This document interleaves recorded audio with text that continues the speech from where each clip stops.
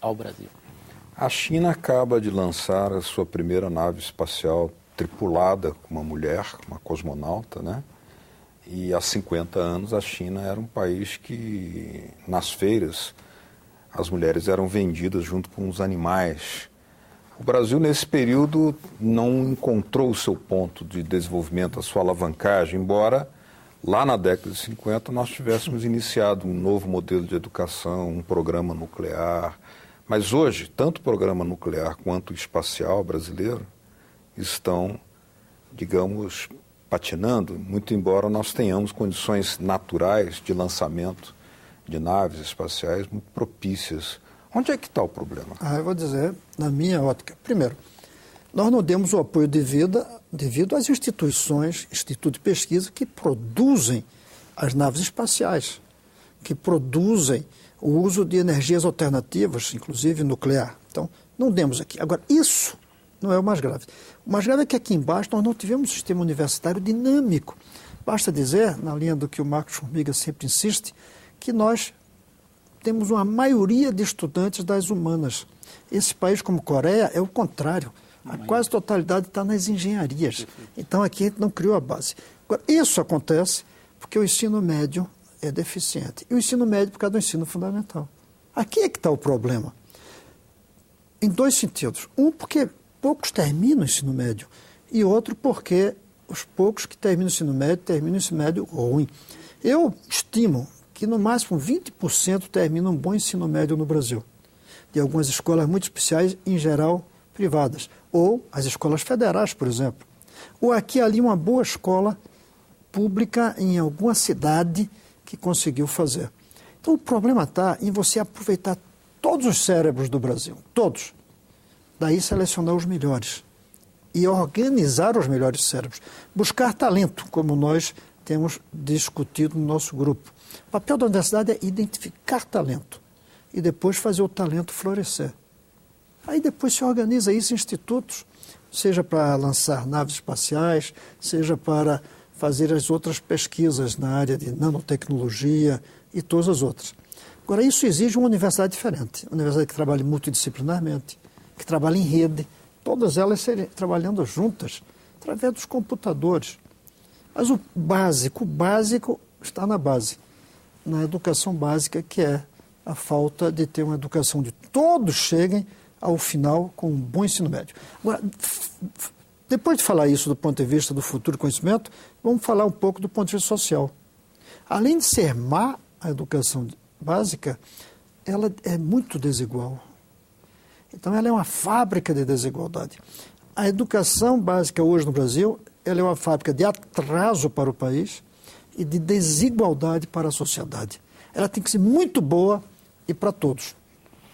Professor, os relatórios de economia mais recentes mostram que 167 empresas brasileiras nesse primeiro semestre foram absorvidas por empresas estrangeiras. E sendo as empresas um polo de difusão de tecnologia e mesmo de desenvolvimento tecnológico, porque elas devem ser aplicadas, em que sentido isso poderá dificultar ainda mais ou aumentar a dependência tecnológica brasileira, já que essas empresas, agora nas mãos do capital estrangeiro, tenderão, como é histórico já, a desenvolver os seus projetos mais avançados de tecnologia na matriz e não na periferia?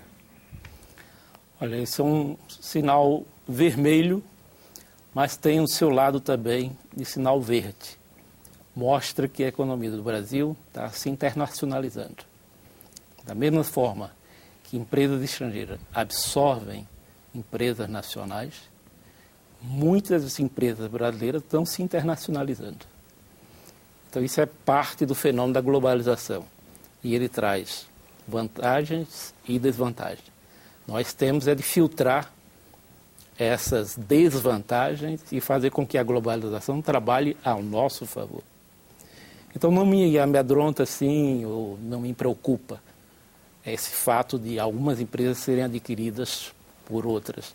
O importante é que o Brasil cresça em velocidade maior a sua presença lá fora, internacionalizando as suas empresas. E para que isso seja feito, é necessário que tenhamos um abastecimento de pesquisa e desenvolvimento feito pelas próprias empresas.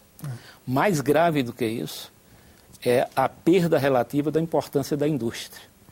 A indústria participava com 28% no PIB brasileiro, hoje é 14%. Muitos dos setores, pela concorrência quase desleal com alguns países, faz com que o processo de desindustrialização já esteja em franco desenvolvimento em algumas áreas.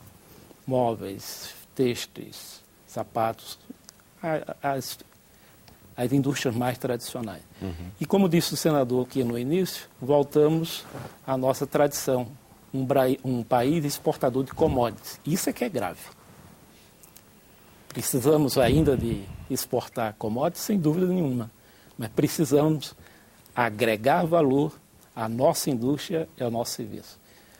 Houve um deslocamento da indústria brasileira em relação ao PIB. Nós éramos a 8ª economia do mundo e a 8ª indústria do mundo. Era a 10ª e 10ª indústria.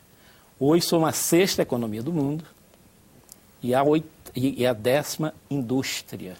Há um gap entre o PIB e a indústria. E você sabe quem está logo a nós? Logo a seguir. Atrás de nós, a Coreia. Hoje a Coreia tem a 11ª indústria do mundo. Isso é amedrontador. Por quê? Porque lá se faz um tipo de indústria onde pesquisa e desenvolvimento é que pauta o crescimento dessa indústria. E não mais a volta às matérias-primas. Deixa eu dizer só desculpa. Por que é importante para a economia o avanço científico-tecnológico? Primeiro, porque a gente está pagando para importar conhecimento que poderia estar fazendo aqui. Mas, além disso, é o seguinte, os bens, como commodities, os bens tradicionais, a demanda deles é basicamente fixa. Soja. Aliás, soja no Cerrado é um produto da tecnologia. Mas o produto não é tecnológico, o produto é antigo. A maneira de produzir é que teve um avanço. A pessoa só compra soja, só come soja uma vez. Satisfez, não compra outra. Mas computador não. Telefone celular não. Isso cria demanda. Essa é uma demanda que se renova sempre. O Brasil trabalha com uma demanda que vem de fora, não uma demanda que a gente cria daqui para lá, como criam os países que estão inventando os novos produtos. E outra coisa, a Coreia está atrás do Brasil, mas a população da Coreia 50 milhões. São 50 milhões e está colado ali no Brasil e vai subir. E são 50 milhões, 4 vezes menos que a nossa. Outra coisa. Pernambuco. É o tamanho de Pernambuco. Em área, é verdade, em área. E outra coisa, uns 50 anos atrás, a renda per capita da Coreia era metade da do Brasil. Hoje é o dobro. Mas para que a gente supere essa condição de uma economia de pau, pedra e água, que estamos sendo hoje, nós temos também que pensar em superar assim, aquele país que importa minério de ferro e importa trigo, exporta silício, importa computador. Mas aí tem um entorno, um ambiente que não pode ser desconsiderado. Eu peço a sua reflexão sobre isso, que é o seguinte: ainda somos uma sociedade de índice de homicídio de 50 mil por ano, boa parte jovens, né? Onde se acham crianças no lixo ou crianças são roubadas, e aonde metade dos entrevistados nas últimas pesquisas disseram que nunca leram ou compraram um livro. Como ter um programa nacional de conhecimento nesse ambiente? Primeiro eu queria dizer que é pau, bicho, pedra e água, porque a gente exporta carne também. Agora vamos responder a sua pergunta. Não tem outro jeito a não ser uma revolução na educação. A ideia do avanço não vai resolver. Tem que dar um salto. A educação, o avanço, na velocidade que a gente for, a gente avança ficando para trás, porque as exigências são muito maiores. A revolução que eu imagino é através da federalização da educação de base. E essa federalização ela seria feita pela carreira nacional do magistério, com bom salário, com nova estrutura. Os professores não seriam espalhados pelo Brasil, eles iriam para as mesmas cidades, com escolas novas e equipamentos novos em horário integral. Aí a gente faz a revolução já numa cidade. Agora vai levar 20 anos no Brasil inteiro. Tem gente que diz, mas como é que a gente vai esperar 20 anos? É a velocidade que as crianças crescem, por exemplo. E tudo mais não se fez no Brasil inteiro de uma vez. Não tem como. Não é por falta de dinheiro só, não. Isso aí até, esse custo total desse programa é 6,7% do PIB daqui a 20 anos. O problema é que não temos professores na quantidade suficiente para essa revolução. Nós não temos a mentalidade. E, para dizer a verdade, a verdadeira revolução vai ser quando os filhos desses meninos chegarem na escola. Os filhos dos educados. Porque a gente põe um menino numa escola maravilhosa, mas os pais são analfabetos, o menino perde parte do que aprende no processo. Além disso, temos que mudar a nossa mídia. Nós temos que ter uma mídia que se envolva na educação. A nossa mídia deseduca hoje. E não tem melhor instrumento para educar do que mídia. A escola a verdadeira é escola, família e mídia. A nossa mídia joga contra. Nossa família não participa. E a escola é depauperada. Uma mídia que celebra a violência. Uma mídia que celebra a violência, que trabalha só para o mercado, para o imediato, e não para um projeto de criar uma consciência que sirva a uma sociedade do consumo. Nós temos uma televisão que é considerada das melhores do mundo, mas não do ponto de vista de ajudar na construção do Brasil. Nisso não é, nem de longe, uma das melhores do mundo. Muito bem, infelizmente o nosso tempo se acabou.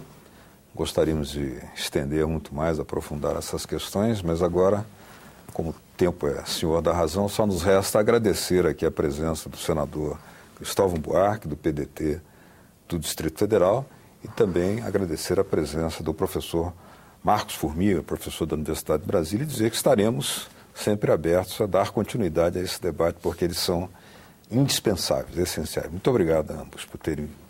Obrigado. A vocês de casa que nos acompanharam, muito obrigado pela sua atenção. Caso queiram baixar esse ou outros programas da TV Senado, olha aí na tela uma forma de fazê-lo. www.senado.gov.br/TV. Obrigado mesmo pela sua audiência. Até o próximo Cidadania. Tchau.